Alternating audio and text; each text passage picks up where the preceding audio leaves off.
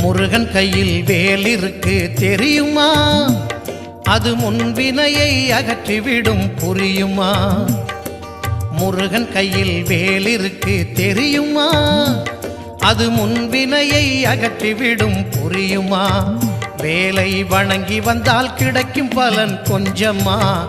தாளை பணிந்து விட்டால் விதியும் நம்மை மிஞ்சுமா? வேலை வணங்கி வந்தால் கிடைக்கும் பலன் கொஞ்சமா? தாளை பணிந்து விட்டால் விதியும் நம்மை மிஞ்சுமா?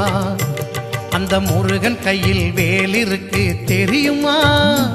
அது முன்வினையை அகற்றிவிடும் புரியுமா?